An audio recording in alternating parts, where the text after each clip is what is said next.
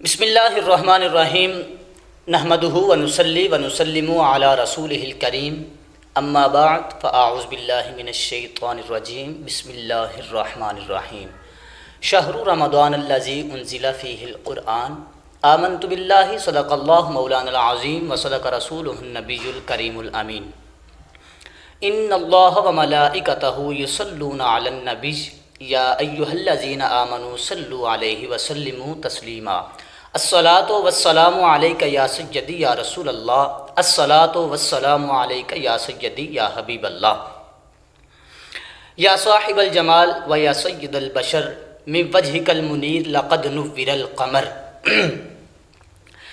جی ناظرین، تو آپ دیکھ رہے ہیں رحمت رمضان ٹرانسمیشن کی خصوصی نشریات۔ میں ہوں آپ کا میزبان تصور حسین جامی۔ میں سب سے پہلے تو اپنے مہمانان گرامی کا شکریہ ادا کرنا چاہتا ہوں اور مشکور ہوں۔ شیخ القرآن حضرت پیر حافظ محمد حمید اختر قادری رحمۃ اللہ تعالی علیہ کے فرزند ارجمند صاحبزادہ والا شان صاحبزادہ پروفیسر پیر محمد عبد الرحمن جامی صاحب کا السلام علیکم قبلہ، آپ کی محبتوں کا بہت شکریہ۔ اور آج میرے ساتھ موجود ہیں گکھڑ کی عظیم آواز جناب قاری محمد شعیب نعیم سیفی صاحب، ہم آپ کا بھی شکریہ ادا کرتے ہیں، السلام علیکم۔ اور آج ہمارے ساتھ موجود ہیں اسی درسگاہ سے فیض یافتہ حافظ القاری مستند عالم دین قاری محمد نعیم اتاری صاحب، ہم آپ کا بھی شکریہ ادا کرتے ہیں، السلام علیکم۔ اور آج ہمارے ساتھ موجود ہیں اسی درسگاہ سے وابستہ اور اسی درسگاہ کے اندر غالباً 15 سے 17 سال اسی درسگاہ سے محبت اور اسی درسگاہ کے اندر اپنی محبتوں کو بانٹ رہے ہیں اور ان کی بہت زیادہ خدمات ہیں۔ میرے ساتھ موجود ہیں الحافظ القاری قاری محمد آصف رضا جامی صاحب، ہم آپ کا بھی شکریہ ادا کرتے ہیں، السلام علیکم قبلہ۔ جی ناظرین، تو ہماری ٹرانسمیشن کرنے کا مقصد کیا ہے؟ ٹرانسمیشن کا مقصد یہ ہے کہ معاشرے کے وہ مصروف افراد جو مختصر وقت میں قرآن مجید کا تعارف اور اس کی تعلیمات کے بارے میں جاننا چاہتے ہیں، زمانے کی تیز رفتاری اور مادی ترقی کے دور میں مصروف مسلمان قلیل وقت میں قرآن مجید کو سمجھنے کی خواہش رکھتے ہیں، اور اس خواہش کی تکمیل کے لیے علماء کرام نے خلاصہ تفسیر کی صورت میں بڑی خوبصورت کوششیں اور کاوشیں کی ہیں۔ چونکہ کتاب کے مطالعہ کے لیے بھی مکمل یکسوئی کے ساتھ ساتھ کچھ وقت درکار ہوتا ہے، اور ہم اسی وقت کو مزید خوبصورت مختصر کرنے کے لیے اس ٹرانسمیشن کا آغاز کر رہے ہیں، جو کہ گکھڑ منڈی میں قدیم ترین دینی درسگاہ دارالعلوم سلطانیہ رضویہ متصل مرکزی جامع مسجد حضرت پیر عبداللہ شاہ میں منعقد کی جا رہی ہے۔ جی ناظرین، تو ہم آج کی اس ٹرانسمیشن کو رحمت رمضان کو بڑھتے ہیں۔ اس کا آغاز اللہ رب رحمان الرحیم کی رحمت سے اور اللہ رب رحمان کی پاک کلام سے کروانا چاہیں گے، تو میں التماس گزار ہوں اسی درسگاہ سے فیض یافتہ الحافظ القاری قاری محمد نعیم اتاری صاحب سے، آپ سے التماس گزار ہوں کہ آپ آج کی اس ٹرانسمیشن کا آغاز آیات قرآنی سے کرتے ہیں۔ اعوذ باللہ من الشیطان الرجیم،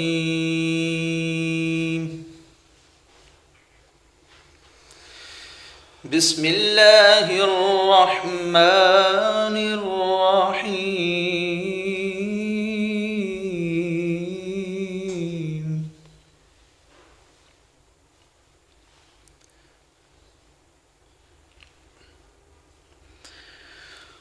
سبحان ربک رب العزة عما يصفون،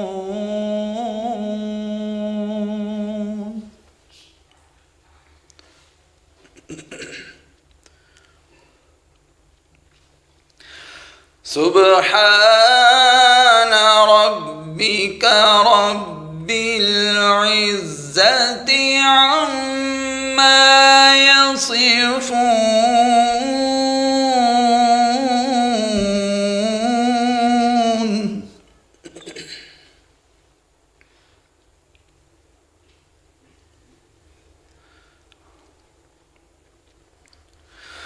وسلام على المرسلين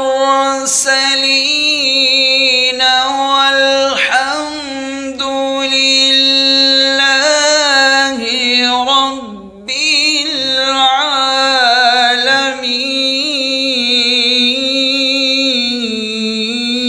العالمين. سبحان اللہ.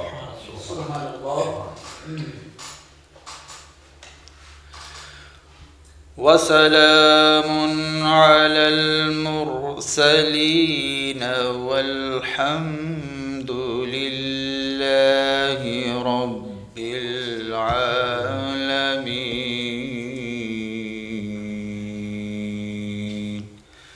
صدق الله العظيم. سبحان اللہ. مت سوچ کہ ہر ایک نوکر کو سلطان سمجھ میں آ جائے. مت سوچ کہ ہر ایک نوکر کو سلطان سمجھ میں آ جائے. ممکن ہی نہیں ہر ایک قاری کو قرآن سمجھ میں آ جائے. جی ناظرین، تو آج کی ہماری ٹرانسمیشن کا آغاز اللہ رب رحمان رحمت کی اور اللہ رب رحمان کی پاک کلام سے ہو چکا ہے. تو آئیے ہم بڑھتے ہیں. آج کے ہمارے جو اسپیشل گیسٹ ہیں، جو کہ نعت کے حوالے سے جانے پہچانے شخصیت، برادر مکرم جناب حافظ القاری قاری محمد شعیب نعیم سیفی صاحب، آپ اپنی خوبصورت آواز کے ساتھ آج کی ٹرانسمیشن کے اندر نعت رسول مقبول پیش کریں گے. صلی اللہ علیہ یا رسول اللہ وسلم علیک یا حبیب اللہ.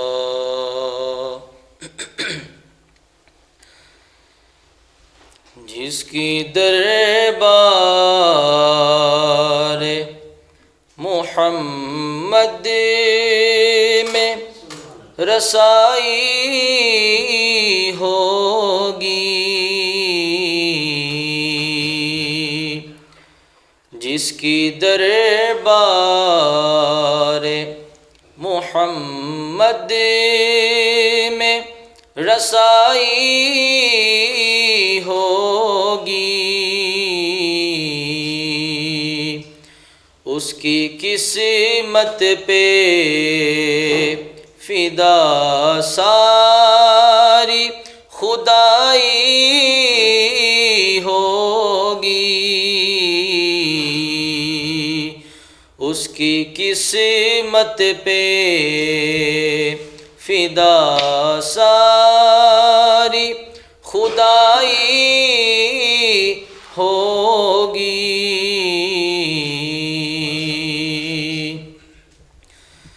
دل تڑپ جائے گا اے زائر بطحا تیرا، دل تڑپ جائے گا اے زائر بطحا تیرا،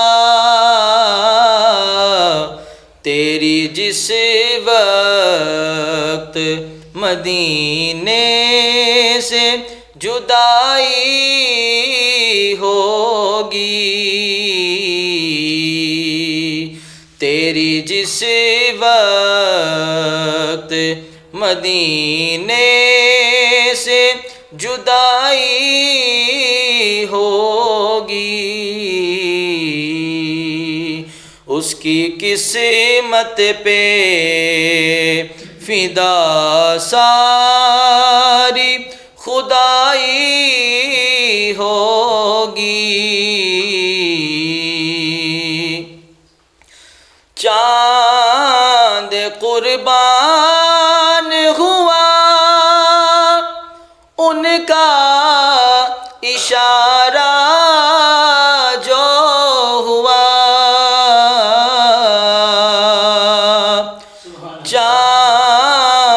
قربان ہوا ان کا اشارہ جو ہوا،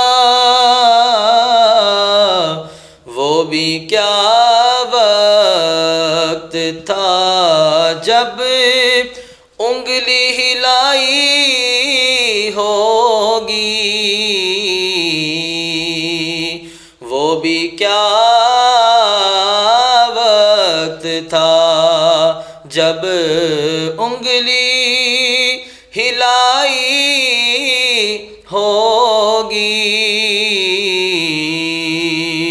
اس کی قسمت پہ فدا ساری خدائی ہوگی،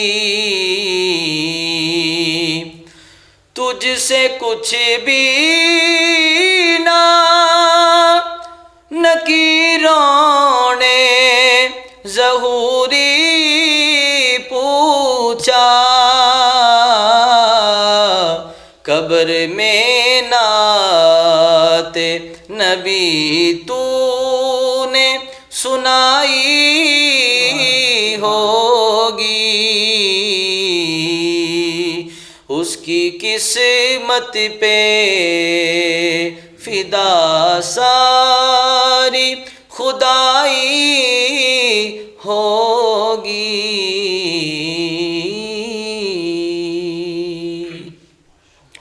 سبحان اللہ، سبحان اللہ۔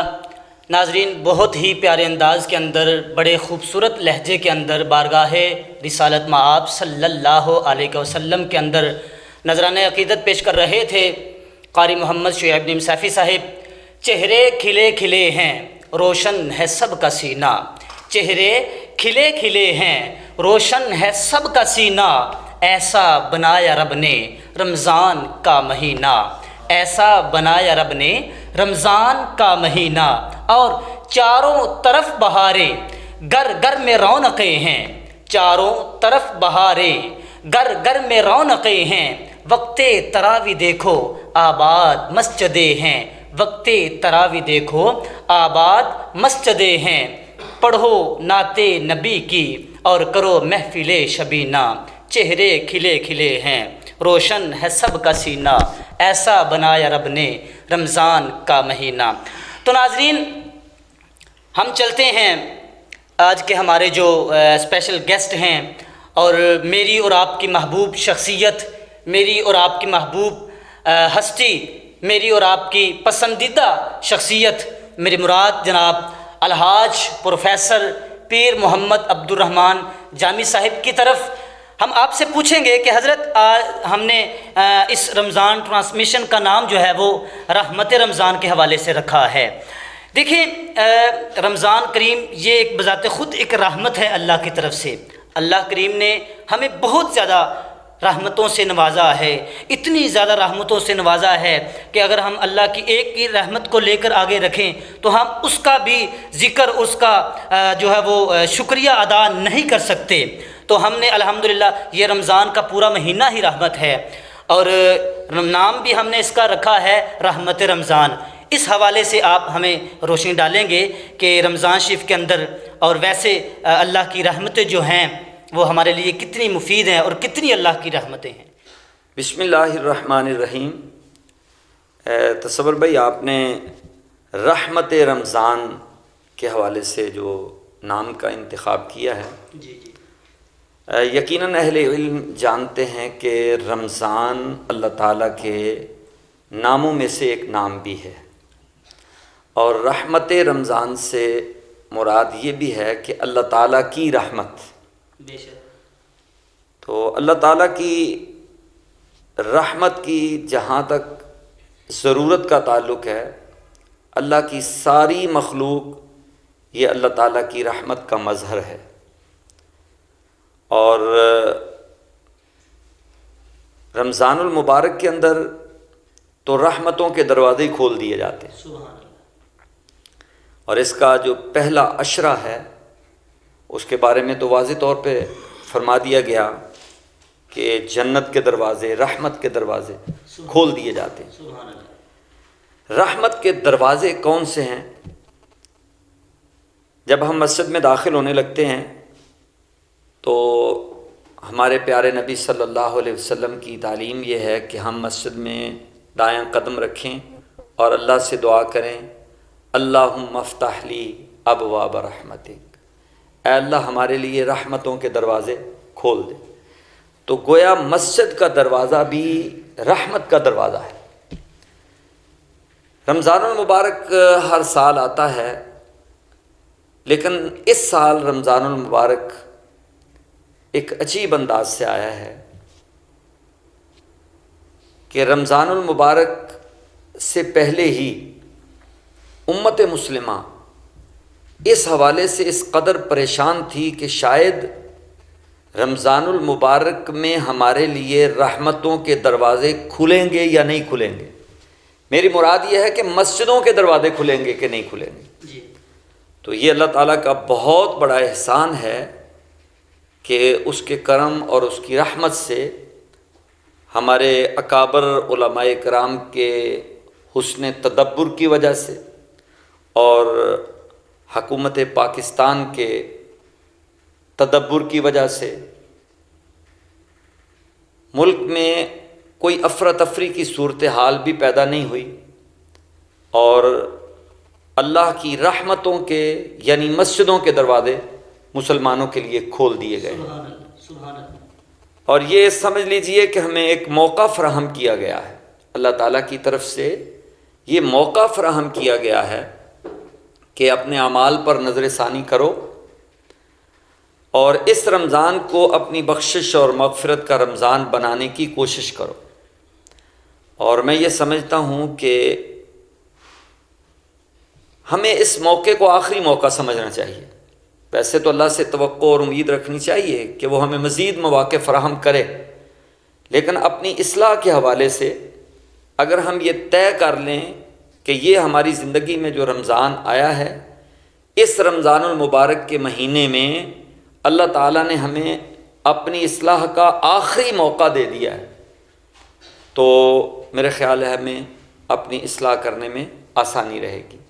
تو اللہ تعالیٰ کی رحمت کو یاد کرتے رہنا، یاد دلاتے رہنا، اسے اپنی طرف متوجہ کرنے کی کوشش کرنا، اور اہل اسلام کو اللہ تعالیٰ کی رحمت کی طلب کی طرف راغب کرنا، کیونکہ بعض اوقات دیکھا یہ گیا ہے کہ لوگ مایوسی کی باتیں کر رہے تھے، اور لا تقنطوا من رحمت اللہ کی رحمت سے تو مایوسی بالکل کسی صورت بھی جائز نہیں ہے، مناسب نہیں ہے۔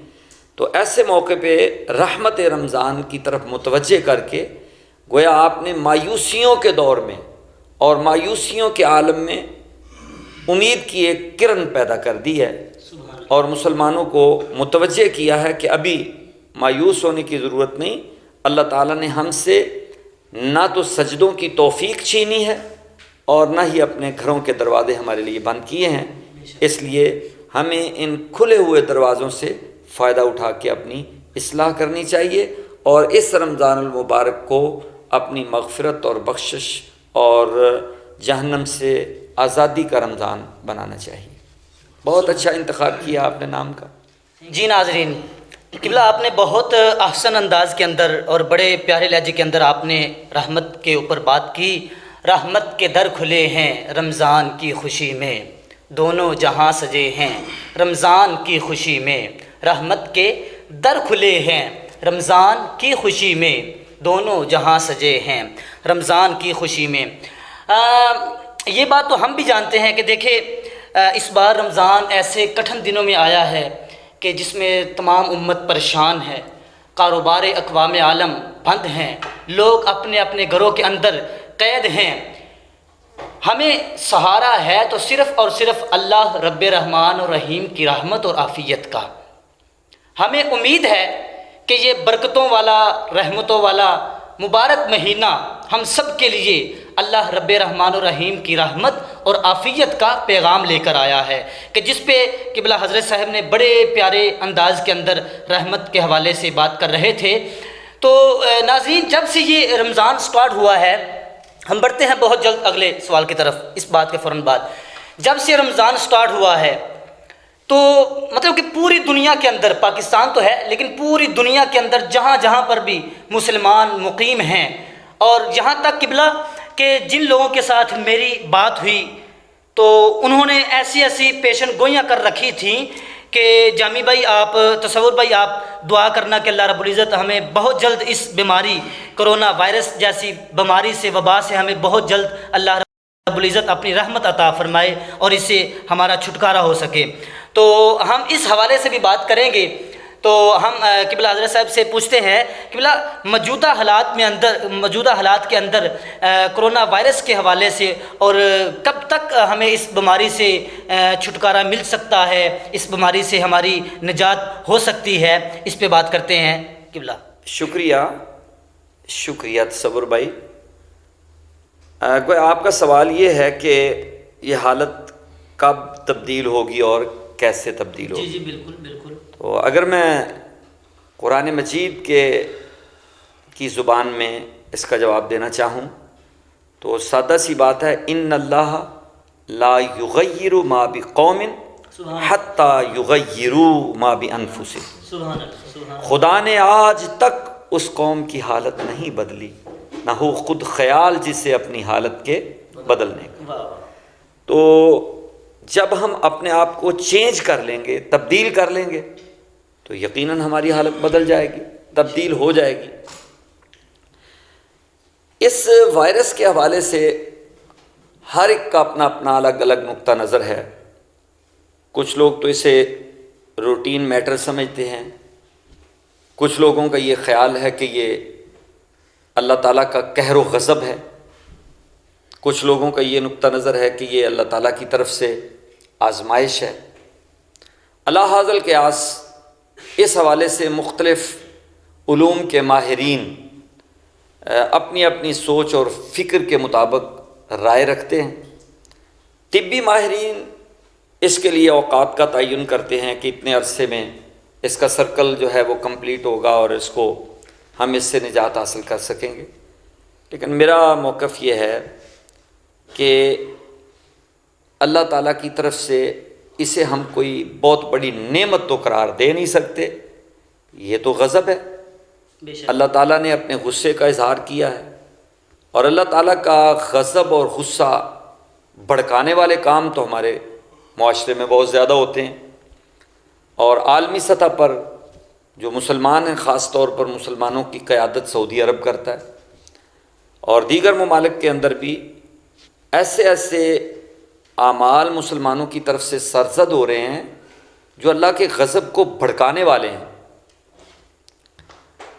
اور اللہ تعالیٰ گویا کہ بعض ایسے امور ہیں جن کے بارے میں واضح طور پر بتایا گیا کہ یہ تو اللہ کے ساتھ اعلان جنگ ہے۔ مثلا سودی کاروبار کو لے لیں، یہ اللہ تعالیٰ کے ساتھ اعلان جنگ نہیں تو اور کیا ہے۔ اسی طرح فرمایا من عادى لي وليا فقد آذنته بالحرب، کہ جو اللہ کے خاص بندوں کے ساتھ دشمنی اور عداوت رکھی جائے، اور خاص بندوں میں سے خاص الخاص ہمارے آقا و مولا جناب محمد الرسول اللہ صلی اللہ علیہ وسلم سے بڑھ کر تو کوئی خاص ہے نہیں۔ بے شک۔ تو ہم نے قریب زمانے میں یہ دیکھا کہ نبی کریم رؤوف الرحیم صلی اللہ علیہ وسلم کی ذات ستودہ صفات اور نبی کریم صلی اللہ علیہ وسلم کی عزت و ناموس کی طرف بہت سارے حملے ہوئے۔ تو یہ ظاہر ہے کہ یہ امور چاہے فحاشی عریانی کو لے لیں، چاہے ناموس رسالت صلی اللہ علیہ وسلم کا مسئلہ اس کو لے لیں، چاہے اسلامی تعلیمات سے انحراف اجتماعی سطح پر، انفرادی سطح پر تو اللہ تعالیٰ معاف کرنے والا ہے، لوگ گناہ کرتے ہیں، غلطیاں کرتے ہیں، اللہ تعالیٰ معاف کرتا ہے، لیکن جب کوئی گناہ اجتماعی طور پر کسی قوم کے اندر پھیل جاتا ہے تو پھر اجتماعی عذاب بھی نازل ہو جاتا ہے۔ تو میں یہ سمجھتا ہوں کہ اس وقت اللہ تعالیٰ کے غضب اور غصے کو بھڑکانے والے جو اعمال امت مسلمہ سے اجتماعی طور پہ سرزد ہوئے ہیں، ان کے نتیجے میں یہ بہت بڑا عذاب ہے، اور عذاب ٹلنے کی بھی دو صورتیں ہیں جو قرآن نے بیان کی ہیں۔ جی۔ ما کان اللہ لیعذبہم وانت فیہم ما کان اللہ معذبہم وہم یستغفرون، کہ اللہ رب العزت جل شان مجدہ نے واضح لفظوں میں نبی کریم صلی اللہ علیہ وسلم کی ذات بابرکات کے بارے میں بتا دیا کہ جب تک آپ کی ذات گرامی ان لوگوں میں موجود ہے، میری قدرت کو اور میری طاقت کو حیا آتی ہے کہ میں ان بندوں پر عذاب کروں۔ اس لیے نبی کریم رؤوف الرحیم صلی اللہ علیہ وسلم کی ذات اقدس اور آپ کی دنیا کے اندر موجودگی اور گنبد خضرا میں آپ کی موجودگی اللہ تعالیٰ کے بہت سارے عذابوں کو ٹال دیتی ہے۔ بے شک لیکن شرط یہ ہے کہ ہم رسول خدا صلی اللہ علیہ وسلم کے ساتھ اپنے رشتہ محبت کو مضبوطی کے ساتھ تھامے رکھیں، بے شک اور آپ کی ذات ستودہ صفات کے ساتھ اپنے عشق اور محبت کا نہ صرف زبانی کلامی بلکہ پریکٹیکلی عملی طور پر اظہار کریں۔ تو ایک تو ضرورت یہ ہے، اللہ تعالیٰ کا عذاب تب ٹلے گا جب ہم حضور علیہ الصلاۃ والسلام کی جانب متوجہ ہوں گے اور آقا دو جہاں صلی اللہ علیہ وسلم کے ساتھ عملاً اپنے عشق اور محبت کا اظہار کریں گے۔ اور دوسرا قرآن مجید نے جو طریقہ بیان کیا کہ ما کان اللہ معذبہم وہم یستغفرون، کہ اللہ کا عذاب آتا ہے لیکن اللہ کے بندے جب اس سے بخشش اور مغفرت طلب کرتے ہیں، جب معافی مانگتے ہیں، بخشش مانگتے ہیں، تو اللہ تعالیٰ اپنے کرم اور اپنی رحمت سے عذاب کو واپس لوٹا دیتا ہے۔ تو اس طرح اگر عذاب واپس لوٹے گا تو تبھی واپس لوٹے گا جب ہم کثرت کے ساتھ توبہ و استغفار کریں گے۔ اب یہ عذاب کب لوٹے گا آپ خود اندازہ کر لیجئے۔ اگر تو ہمارا رخ استغفار کی طرف ہو گیا ہے اور اگر ہمارے جو اہل اسلام ہیں ان کی اکثریت، ان کی آنکھوں سے آنسو جاری ہیں، اللہ رب العزت کی بارگاہ میں استغفار بھی کرتے ہیں اور ساتھ ساتھ گڑ گڑاتے ہیں، اللہ تعالیٰ کی رحمت کو متوجہ کرتے ہیں، معافی مانگتے ہیں، تو میرے خیال میں عذاب بڑی جلدی ٹل جائے گا۔ اور اگر ہمارے دل سخت ہو چکے ہیں اور بجائے اس کے کہ ہم اللہ رب العزت کی طرف رجوع کریں، رجوع اللہ کی بجائے ہم صرف ظاہری طور پر جو تدبیریں ہیں ان پر ایمان لا کر صرف تدبیروں کو سہارا سمجھ کر محنت اور کوشش کر رہے ہیں، تو صرف تدبیروں سے یہ عذاب ٹلنے والا نہیں ہے۔ تدبیریں بھی کریں اور تقدیر بدلنے کے لیے استغفار کو بھی اپنا شعار بنائیں، استغفار کریں۔ اگر ہو رہا ہے تو عذاب ٹلنے میں دیر نہیں لگے گی۔ قوم یونس کا حال آپ کے سامنے ہے، کتنا وقت لگا۔ قوم یونس جب سب کچھ لے کے میدان میں آ گئی اور اللہ کی بارگاہ میں سارے ہتھیار پھینک دیے، ساری تدبیریں ختم کر کے یا اللہ بس تو ہی ہے، تو پھر اللہ نے کوئی وقت نہیں لگایا، فوری طور پہ عذاب ٹل گیا۔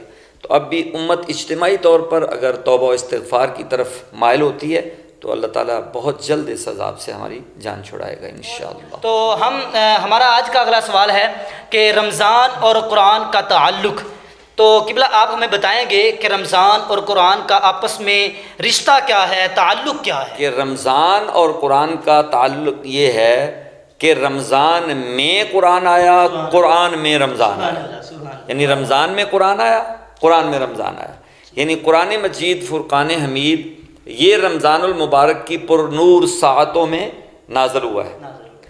اور نبی کریم رؤوف الرحیم صلی اللہ علیہ وسلم عبادت و ریاضت کے لیے جب غار حرا میں تشریف لے جایا کرتے تھے تو یقیناً یہ لمحے بھوک اور پیاس کے شدت کے ساتھ گزرتے تھے، اور حضور علیہ الصلاۃ والسلام یہ ساری تکلیف گوارا کرتے تھے۔ تو اللہ تعالیٰ نے ان لمحات کو قیامت تک کے لیے یادگار بنا دیا سبحان اللہ، کہ رمضان المبارک میں روزہ رکھنے کا حکم دے دیا کہ نبی کریم صلی اللہ علیہ وسلم امت کے لیے جس پیغام کے انتظار میں بھوک اور پیاس برداشت کرتے تھے، امت اس پیغام کو لے کر اس مہینے کے اندر بطور یادگار روزہ رکھے اور روزہ رکھ کے نزول قرآن کی یاد کو تازہ رکھے۔ نزول قرآن کی یاد جب تازہ رہے گی تو قرآن مجید پڑھنے، سمجھنے اور اس پر عمل پیرا ہونے کی ترغیب بھی ہوگی انشاءاللہ۔ تو رمضان اور قرآن کا باہمی تعلق یہی ہے کہ رمضان میں قرآن آیا اور قرآن کے اندر رمضان المبارک کا ذکر آیا ہے، رمضان المبارک کا نام آیا ہے، تو کسی مہینے کا یا کسی بھی چیز کا قرآن مجید میں مدح کے ساتھ ذکر، ویسے تو ذکر قرآن مجید میں شیطان کا بھی ہے، جہنم کا بھی ہے، لیکن مدح اور تعریف کے ساتھ اگر کسی چیز کا قرآن میں ذکر آ جاتا ہے تو یہ اس کے لیے کائنات کا سب سے بڑا اعزاز ہوتا ہے۔ تو رمضان کے لیے بہت بڑا اعزاز یہ ہے کہ اللہ نے اپنے کلام میں اس کا تذکرہ کیا ہے۔ تو قبلہ آپ نے بڑا خوبصورت جملہ ارشاد فرمایا کہ رمضان میں قرآن اور قرآن میں رمضان، سبحان اللہ سبحان اللہ۔ تو ناظرین انہی جملوں کے ساتھ آج کے ہمارے اس پروگرام کا، آج کی ٹرانسمیشن کا اختتام ہوا چاہتا ہے۔